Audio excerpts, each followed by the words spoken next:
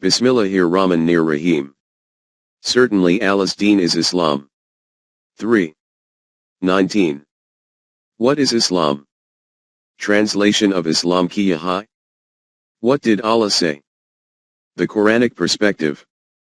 Ghulam Ahmed Parwez 1964. Talui Islam Trust.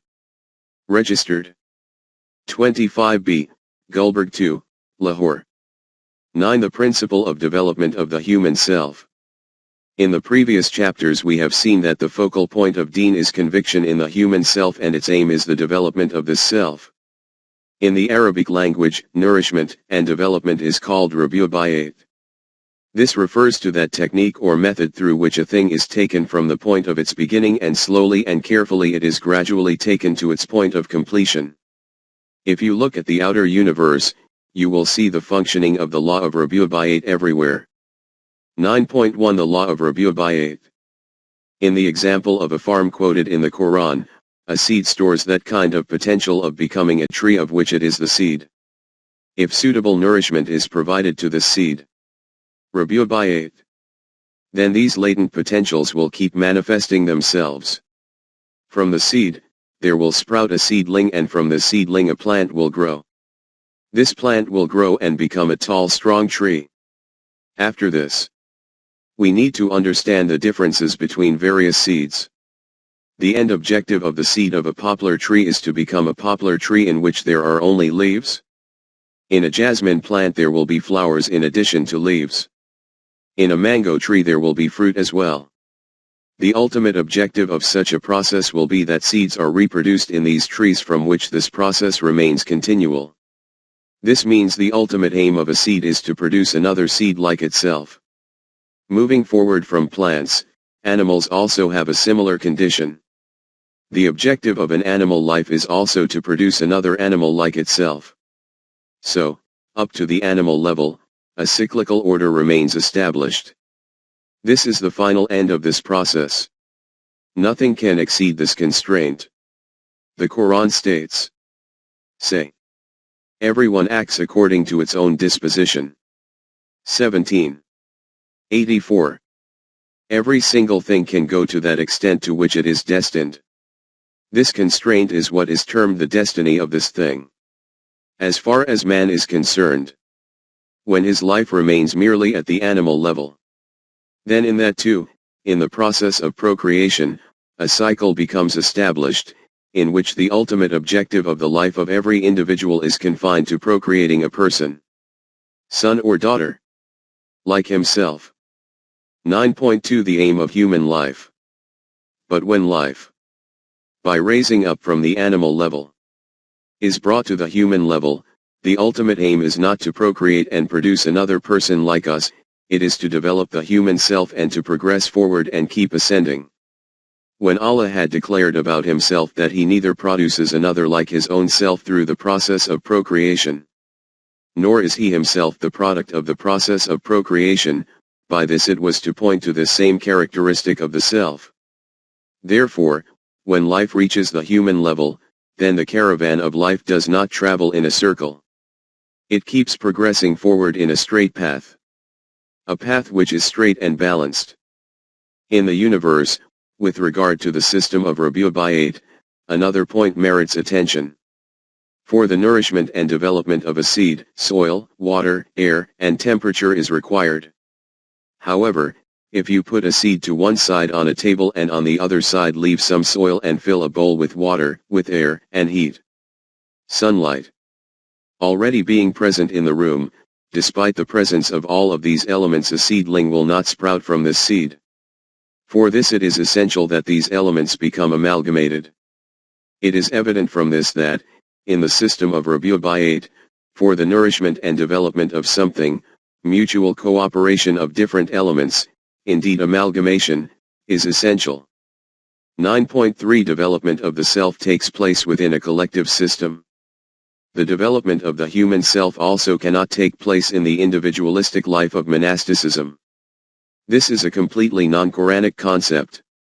According to the Quran, the rabiubayat of the self of an individual takes place while residing in a society through mutual cooperation and help, indeed the coming together of hearts, by merging into one another.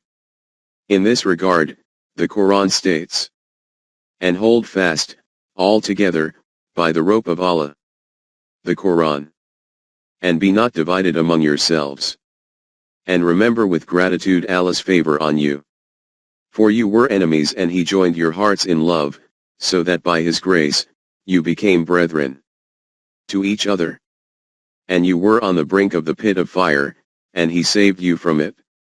Thus does Allah make his signs clear to you, that you may be guided." 3. 102. For this purpose, the Quran shapes an ummah.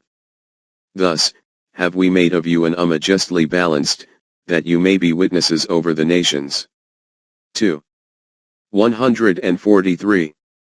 And in this collective system the self of individuals develops. 9.4 The need for balance and proportion. Regarding the process of the nourishment and development of things in the universe, another point is worthy of attention.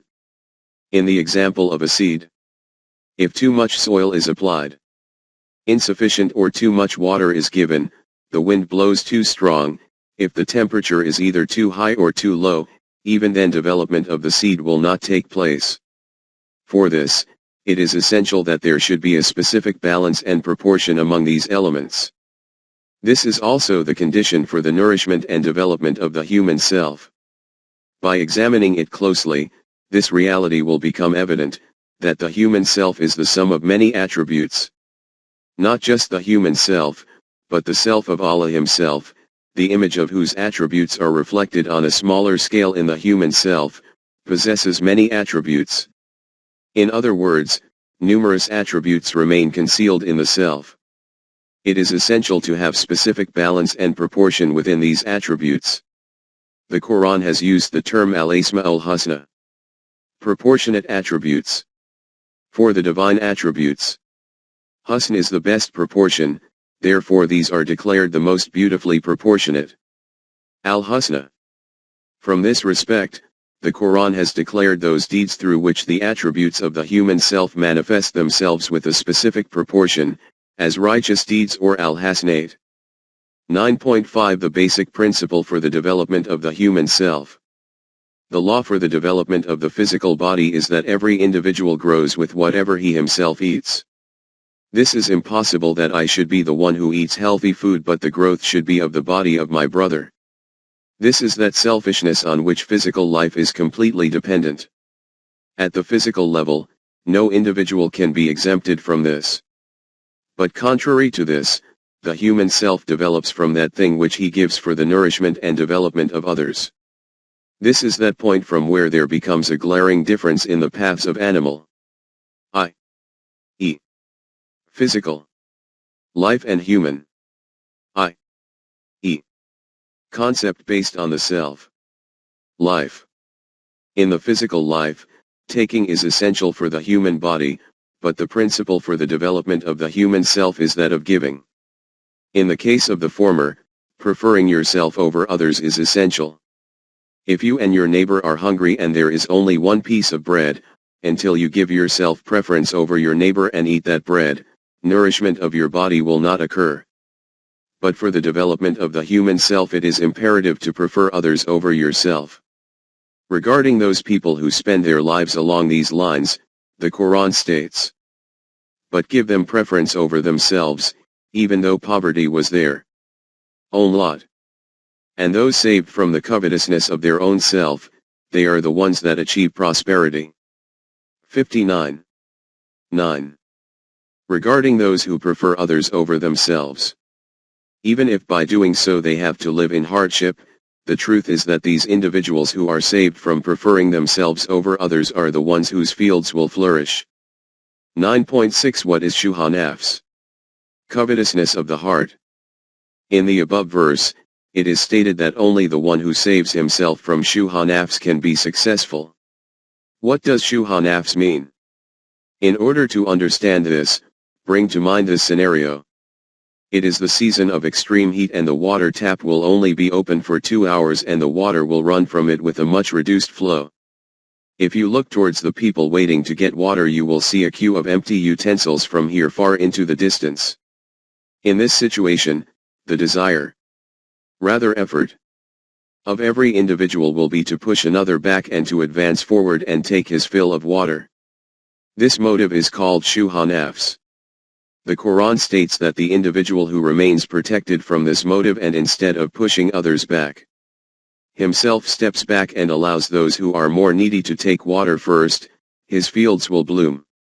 According to physical law, the one whose land receives timely water will be the one whose farm bears fruit. In a village they will go to the extent of murder for this. But according to the Quranic system of Rabi'u Bayt, the person who is successful is the one who turns the direction of water towards the fields of others. 9.7 For the good of mankind. Others here does not just mean people of his own group, own party, own tribe, own nation, own religion. In this are included all of those people from the whole of mankind, irrespective of religion, color, language, tribe, nation. Whose need is greater? For this, the fundamental principle of the Quran is this: what is good for mankind remains on earth. 13. 17. According to the Quran, this is the core value for the development of the human self. According to this principle, the Quran shapes such a society in which every person is busy in the effort of work towards the development of others and prefers others over himself. And he does all this because his iman is that, by doing so, development of his self will take place. And this is the sole objective and purpose of his life. 9.8 Support from Western thinkers. This is that very reality which Western thinkers and researchers are now presenting with great emphasis. In this regard, Rashdal writes in his book on ethics, "It may be urged that the ideal is that I should be producing something for another and find my good in doing so, while he is working in turn for my good, and finds his good in doing so."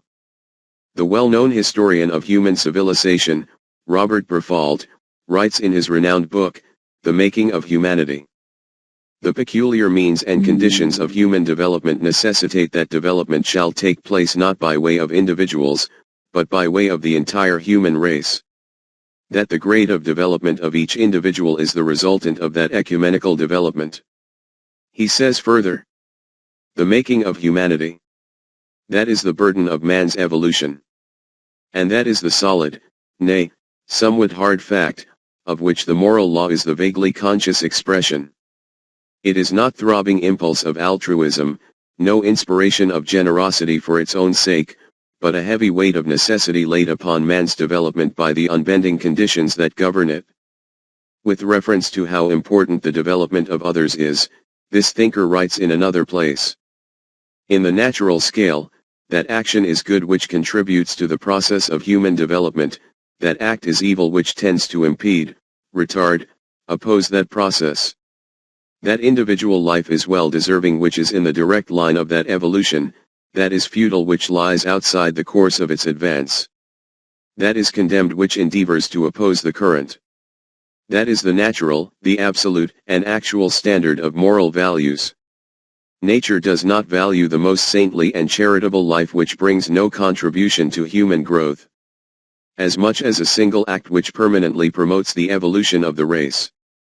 The only measure of worth of which nature takes any account, by perpetuating it, is the contribution offered towards the building up of a higher humanity." 9.9 Evolution of the whole of mankind. As has been already written, the Quran only declares that deed as worthy of survival which is for the good of the whole of mankind. The truth is that the addressee of the Quran is the whole of mankind itself.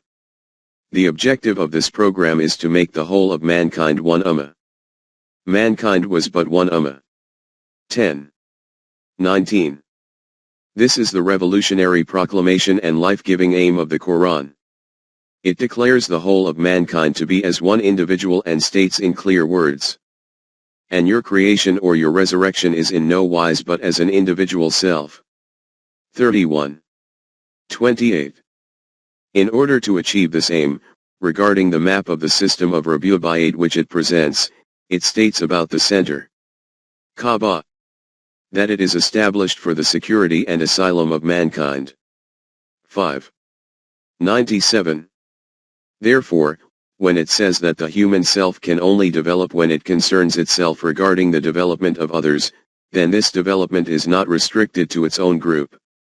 This includes all people of the whole of mankind, without any distinction of religion or nation and without any discrimination of color or race. Professor Whitehead has pointed to this very reality when he said, "The perfection of life resides in aims beyond the individual person in question." Mason in this regard says, "Man, in his individual capacity, self-develops his personality as he satisfies his desires, and his self-conscious interpretation of his subconscious knowledge of his origin in pure spirit may influence his activities. But, racially, man ought to engage only in such activities as tend to extend creative freedom to the utmost through the self-creativeness of all personalities to their uttermost limits. Man may turn from this second movement while holding to the first. Man, therefore, may be moral individually and immoral racially. The highest personalities unite the two moralities. With regard to the program which the Quran proposes for the development of the human self, this is not at all possible that an individual becomes so absorbed in the development of his own self that he neglects the development of others. Its program is purely this, that an individual self develops proportionally to the same degree to which he works for the development of others. Kant has said, "Act in such a way as to treat thyself and every other human being as of equal intrinsic value. Behave as a member of a society in which each regards the good of other as of equal value with his own, and is so treated by the rest, in which each is both end and means, in which each realizes his own good in promoting that of others." But the Quran goes a step further than this and states, "But give them preference over themselves, even though poverty was their own lot. And those saved from the covetousness of their own self, they are the ones that achieve prosperity." 59. 9. Huxley, a great scientist who holds no brief for religion, writes to the same effect. "I believe that the whole duty of man can be summed up in the words, 'More life for your neighbor as for yourself.' And I believe that man, though not without perplexity, effort, and pain, can fulfill this duty and gradually achieve his destiny. A religion which takes this as its central core and interprets it with wide vision, both of the possibilities open to man and of the limitations in which he is confined, will be a true religion, because it is conterminous with life. It will encourage the growth of life, and will itself grow with that growth. I believe in the religion of life." Who can tell Huxley that he cannot get this type of religion in any way other than through Wahi? His difficulty was that he considered the self-created religions of men to be based on divine revelation. 9.10 New Life. Today, under this heaven, divine revelation in its pure and true form cannot be found anywhere outside the Quran. The message of Allah is only for those who possess the ability to live, that it may give warning to any who are alive. 36. 70. For the admonition of those in whom the flame of life exists. And by following its given program this life keeps multiplying. The Quran states, "O you who believe, give your response to Allah and His Messenger, when He calls you to that which will give you life." 8. 24. But, as has already been noted, only he can get life who concerns himself with providing sustenance of life for others and for which he does not desire any recompense. Leaving aside recompense, he is not even desirous of any gratitude. To those for whom he provides means of sustenance, he says in no uncertain terms, "We feed you for the sake of Allah alone. No reward do we desire from you, nor thanks." 76. 9. He should tell them that to fulfill others' needs was my duty, and once I fulfilled someone's need, then that need was met. After this, how is there any question of any reward or recompense? As the Quran states, "Is there any reward for good, other than good?" 55. 60. What can be the recompense of meeting someone's need and in this way restoring his distorted balance other than that his balance was restored? The people who make this the sole aim of their life keep the outcome of their hard work available for the rebubayat of mankind. And 4. The people that they help. Those who spend their substance in the cause of Allah, and follow not up their gifts with reminders of their generosity or with injury, for them their reward is with their sustainer. On them shall be no fear, nor shall they grieve. 2. 262. Never mind asking for recompense, this thought does not even arise in their hearts that people should see what we are doing so that we will be admired. According to the Quran, the people who seek such admiration cannot be members of such a Jamaat which declares the rebubayat of mankind as their aim and objective. Hence, Allah addresses the Mu'mineen. O you who believe! Cancel not your charity by reminders of your generosity or by injury, like those who spend their substance to be seen of men, but believe neither in Allah nor in the last day. 2. 264. This is the reason that the messengers of Allah who were the first proclaimers of the system of rebubayat used to announce unambiguously to their people, I do not wish any reward from you, my reward is from the sustainer of the worlds. 26. 109. From the above explanation, the following reality has come before us that according to the Quran, the purpose of life is to develop the human self and the procedure for the development of the human self is that man keeps the results of his hard work, wealth and possessions accessible for the development of others, and in this way, should give others preference over himself. At this point the question arises, as noted in chapter 4, that the requirement of the human intellect is that it fulfills the needs of life of that individual and his progeny. Who is the possessor of this intellect? If this intellect is told that you should desist from attending to the nourishment of this individual and his progeny, if he dies let him die, and if his progeny suffer from hunger, let them suffer, you should worry about the nourishment and development of others, then the intellect will never be prepared to do this. If it is forced to follow this practice, firstly, it will not even tolerate this, and if it is somehow forced under duress, then the psychological consequences which will result are obvious. 9.11 The way to satisfy the intellect. Therefore, the question which we have referred to above is this: how can the intellect be made to accept that it should give priority to the needs of others over itself? Not only to accept it but be happily contented with this? The solution to this issue devised by the mysticism of sainthood, monasticism, was to declare the human body and its demands as worthy of loathing and the elimination of these to be accepted as the aim and objective of human life. But firstly, this concept and philosophy of life is impractical to implement because the demands of human life cannot be eliminated. Secondly, the history of monasticism is a witness to the way in which the neck of humanity is strangled as a consequence of this. Whether this is in the caves of Christian priests or in the fire temples of Zoroastrians, the ashrams of Hindu yogis or in the isolated habitats of mystics, the Quran does not suggest that the solution to a headache is to sever the head. For the development of the human self, it does not ignore nourishment of the human body but assigns great importance to it.